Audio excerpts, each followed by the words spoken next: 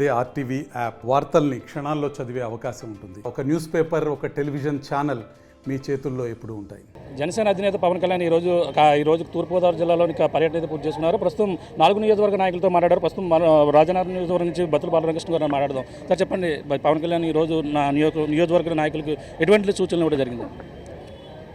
Telugu Desam Janasena party సమన్వయంతో ప్రతి జన సైనికుడు, ప్రతి వీర మహిళ, ప్రతి జనసేన నాయకులు అందరూ కలిసిగట్టిగా పోరాడి ఈ యొక్క తెలుగుదేశం జనసేన పార్టీ ప్రభుత్వ ఏర్పాటులో భాగస్వాములు కావాలని పిలుపునిచ్చారు.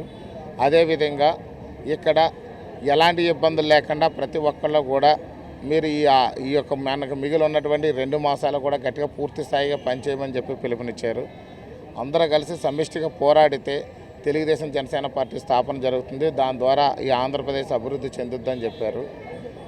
భవిష్యత్తులో ఈ బీజేపీది కూడా 2 రోజుల్లో క్లారిటీ వస్తుంది. వచ్చిన తర్వాత సీట్లన్నీ కూడా అనౌన్స్ చేస్తామని చెప్పారు. అంటే ఎంతమంది పాల్గొన్నారు? ఏ నియోజకవర్గ నాయకులు ముఖ్యంగా ఇందులో పాల్గొనడం జరిగింది? రాజమండ్రి సిటీ, రాజమండ్రి రూరల్, రాజానగరం, అనపర్తి నియోజకవర్గాల నుంచి పాల్గొన్నారు. ముఖ్యంగా అంటే ప్రధానంగా ఏ విధంగా ముందుకెళ్లాలన్నారు? ముఖ్యంగా సీట్ల విషయంలో ఏదైనా కొలిక్కి వచ్చిందంటే ముఖ్యంగా మొన్న చూసుకుంటే మా రాజోల నుంచి కావచ్చు, రాజానగరం కావచ్చు, మొత్తం 2 కూడా ప్రకటించిన పరిస్థితి. ఇప్పుడు ఉన్న మళ్ళీ రాజమండ్రి రూరల్ కూడా కొలిక్కి వచ్చిందన్నారు. ఎలా ఉందండి? ఖచ్చితంగా రాజమండ్రి రూరల్ టికెట్ అడిగి తీసుకుంటాము. పొత్తులో భాగంగానే వారు ఒక స్పష్టమైన క్లారిటీ ఇచ్చారు. ఎట్టి పరిస్థితుల్లో టికెట్ వదులుకోము, ఖచ్చితంగా రాజమండ్రి రూరల్ కూడా టికెట్ తీసుకుంటాము అని చెప్పేసి వారు ఖచ్చితంగా క్లారిటీగా చెప్పారు. అంటే బత్తుల బాలరామకృష్ణ ఈరోజు పవన్ కళ్యాణ్తో మాట్లాడడం జరిగిందా? ఎటువంటి ఆయన క్లియర్గా నా నియోజకవర్గంలో విషయాలు ఏమైనా చెప్పడం జరిగిందండి? మాకు నియోజకవర్గం మీద టికెట్ అనౌన్స్ చేసిన తర్వాత వారిని 2 సార్లు నేను కలవడం జరిగింది. ఆ 2 సార్లు కూడా నాకు స్పష్టమైన హామీ ఇచ్చారు.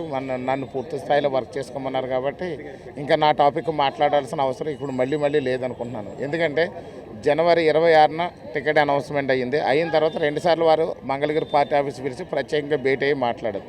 ఇప్పుడు మిగతా విషయాల మీద దృష్టి సారించారు తప్ప మా నియోజకవర్గం గురించి ప్రస్తావన ఇక్కడ రాలేదు. అంటే నియోజకవర్గంలో కేవలం అక్కడ ఉన్నటువంటి మీరు పార్టీ పోటీ చేస్తున్న ప్రకటన జరిగింది. బత్తుల బాలరామకృష్ణ అక్కడ మహిళలకు ఇస్తారా, మీకు ఇస్తారా అనేది కూడా సందిగ్ధంగా ఉంది. మీ భార్య సతీమణి పోటీ చేస్తున్నా, మీరు పరిలో ఉండబోతున్నారు? ఖచ్చితంగా రాజనగరం నియోజకవర్గం నుంచి బత్తుల బలరామకృష్ణ అనే నేను బరిలో ఉండబోతున్నాను, గెలవబోతున్నాను కూడా. అది పవన్ కళ్యాణ్ గారు చాలా క్లారిటీ ఇచ్చారు నాకు.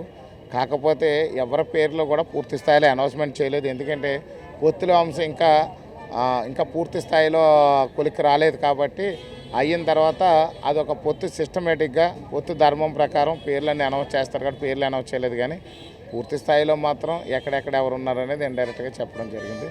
అందులో నాకు కూడా స్పష్టమైన నాకు హామీ కూడా ఇచ్చారు. థ్యాంక్స్. చూస్తున్నా ఇది పరిస్థితి.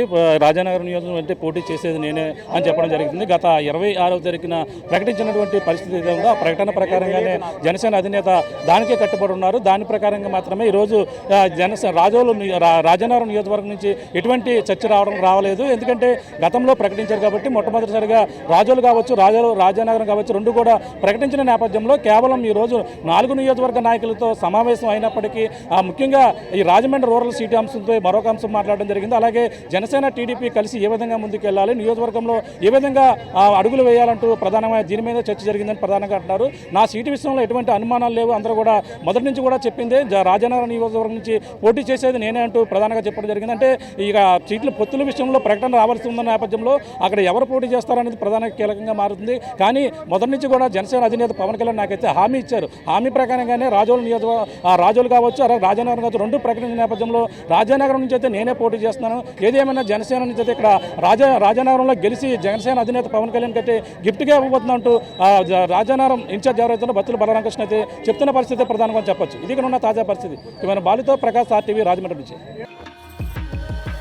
5 శతాబ్దాల మన అయోధ్య రామ మందిరం కల సాకారం చేసిన శ్రీ ప్రధాని నరేంద్ర మోదీ గారి సందేశంతో బీజేపీ విజయ సంకల్ప సభ మీ ముందుకు వస్తుంది. ఫిబ్రవరి 20 మంగళవారం ఉదయం 11 గంటలకి భైంసా, తాండూర్, భువనగిరి, మక్తల్ నుండి యాత్రలు ప్రారంభం. రండి, తరలి రండి లక్షలాదిగా. వికసిత్ భారత్ సంకల్ప సాకారంతో తెలంగాణ భాగస్వామ్యాన్ని పెంచండి. మళ్ళీ మోదీ గెలవాలి, మన ప్రధాని కావాలి.